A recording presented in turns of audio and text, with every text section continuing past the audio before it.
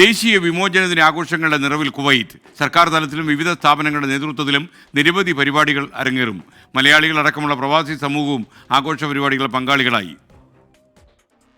ഫെബ്രുവരി 25-26 തീയതികൾ കുവൈറ്റിന്റെ ചരിത്രത്തിൽ അതിമഹത്വത്തോടെ രേഖപ്പെടുത്തിയിരിക്കുന്ന ദിവസങ്ങളാണ്.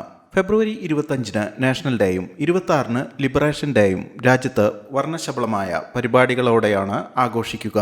ബ്രിട്ടീഷ് ഭരണത്തിൽ നിന്ന് 1961 സ്വാതന്ത്ര്യം നേടിയതിന്റെ സ്മരണയ്ക്കായി 1963 മുതൽ ഫെബ്രുവരി 25 ദേശീയ ദിനമായി ആഘോഷിക്കപ്പെടുന്നു. 1991 ഓപ്പറേഷൻ ഡെസേർട്ട് സ്റ്റോം വിജയകരമായി പൂർത്തിയാക്കുകയും ഇറാഖ് അധിനിവേശത്തിൽ നിന്ന് മോചനം നേടുകയും ചെയ്തതിന്റെ സ്മരണയ്ക്കാണ് ഫെബ്രുവരി 26 ലിബറേഷൻ ഡേ ആയി ആഘോഷിക്കുന്നത്.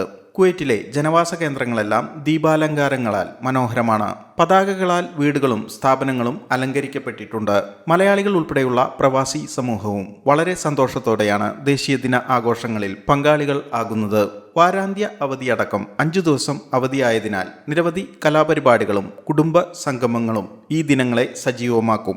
സർക്കാർ തലത്തിൽ നടക്കുന്ന drone show, fireworks, air show, കലാ സാംസ്കാരിക പരിപാടികൾ എന്നിവയാണ് പ്രധാന ആകർഷണങ്ങൾ. ജലിൻ ത്രിപ്രയാർ, 24 കുവൈറ്റ്.